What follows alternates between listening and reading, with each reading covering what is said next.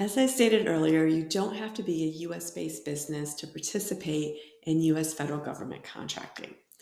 For example, BAE Systems is a UK-based company that is often listed as one of the top 10 contractors for the US federal government. The only caveat is you cannot bid on contracts that have a DD 254, which means it's a classified contract and may require you to hold security clearances.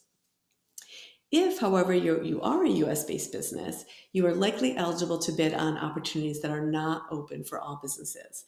And these are called set aside contracts, as in they've been set aside for specific types of businesses. One category is just small, and it's defined differently depending on the type of work or the associated NAICS code, which you've already learned about. And it could be based on revenue or employee number. So if you are, for example, it may say this particular type of work is considered small if you have a 5-year revenue average under 7 million or 35 million or even some higher number.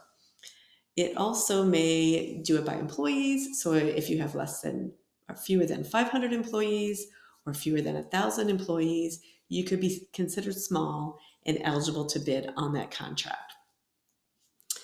Now, there's some other types of categories that are also considered set aside, and those are veteran-owned businesses, service-disabled veteran-owned businesses, women-owned, hub-zone, which means the owner and the employees or a percentage of the employees live in an economically disadvantaged area, or the 8A program, which is for business owners who are economically and socially considered disadvantaged.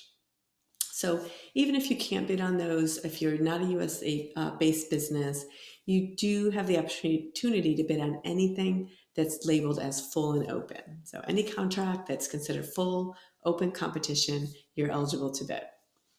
Now, solicitations can be lengthy, as we've talked about. So you want to quickly determine if a contract has been set aside. And if you're not eligible, you don't want to waste your time looking through that. One important thing to know about a set-aside contract, though, is if you are going to bid it, you do need to be prepared to do most of the work. So it depends on the type of work, but for example, if it's a service type work, you're required to do, as the small business, at least 50% of the labor. What they don't want you to do is to win the contract as a service disabled or some other type of small business and then subcontract that work out to a large business that's not eligible to do the work. If you do something like that, or if you were to get caught doing something like that, the government would potentially disbar you, which means you wouldn't be eligible to work on any government contracts in the future.